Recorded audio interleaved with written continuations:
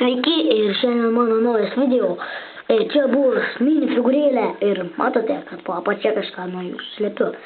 Aišku, tai jau visiems žinomas dalykas, kurį jūs ar taip žinote. Ir jo net neverta rodyti, bet vis tiek parodys. Tai va, einam pažiūrėti, ką aš ten slepiu. Jam po kojom. Ogi sakyk, ką aš slepiu.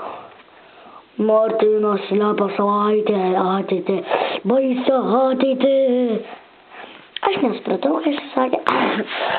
Nors ryškiai, aiškiai pasakyta buvo. Tai va, čia taip išsilanksto.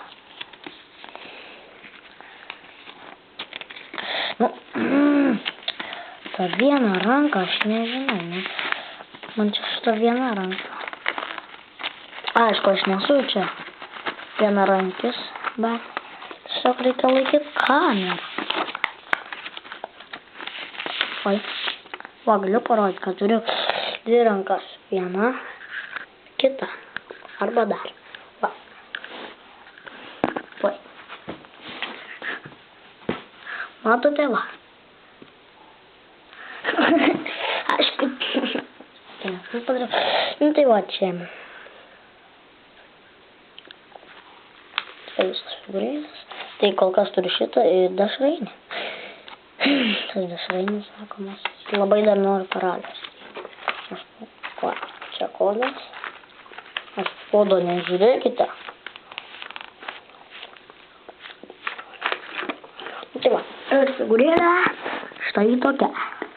Čia tas padėklas, kur būna kiekvienai mini figūrėliai.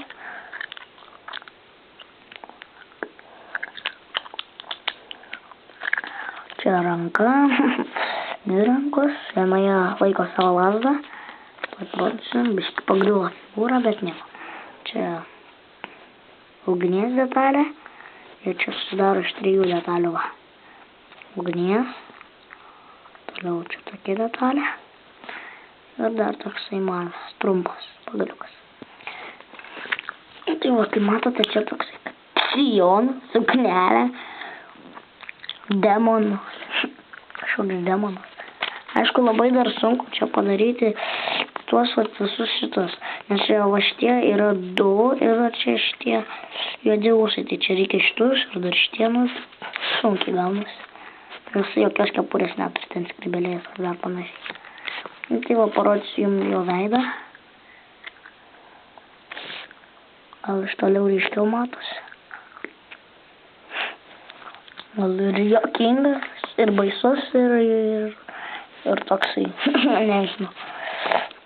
Neturiu paaiškinimo. Kažkoks demonas. Demonas ir tiek.